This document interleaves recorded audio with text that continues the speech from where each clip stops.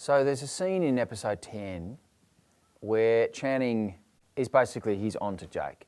Yeah, that was great. That was fun. That was written by Marcia, and that I love that scene. I loved the fact that he'd caught Jake out with the burner mobiles, and Jake's response to this was, "Are you going to arrest me?" And unbeknownst to Jake, Channing just says, "No, I'm not going to arrest you.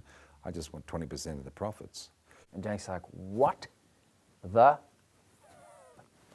I think Channing sees Jake as a young Channing. I think that he recognises, in some ways it's a father and son relationship, but he admires his entrepreneurial spirit.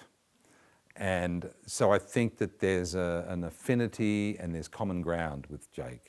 Marcia, the head writer, and Pino, the producer, and all the writers and stuff. So they lay out this great story arc, the bones of the story that's going on through the course of the whole series. And we're all there, all the actors are there, and all going, "Oh, that's really cool," and kind of it's quite an immersive, engaging kind of moment. And that was one of the moments that Marcia was really kind of quite animated and pointed about. She said, and then there's this scene in the staff room, and everyone's like, "Oh, that's cool."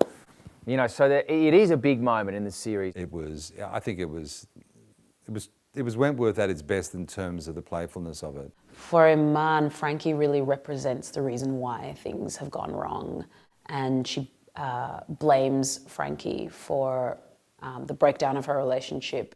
And I get really close to killing her, and then I am thwarted by Ferguson. So we had to shoot the climax of the episode, which is a big fight scene between Iman and Frankie in a very tiny cell, which is quite challenging because you're trying to find interesting angles.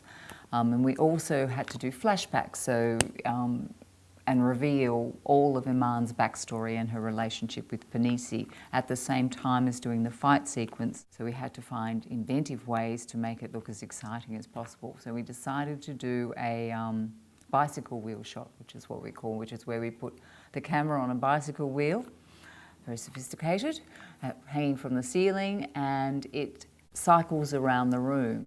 And we intercut that move and use the empty spaces sometimes to go into the flashbacks.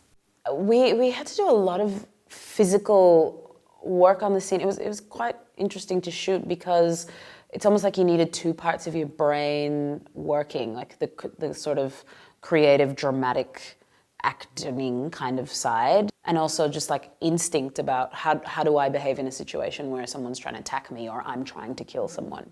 But it's actually really fun. It's heaps more fun to shoot the really full-on dramatic, physical stuff. It's really great to be able to do stuff like that.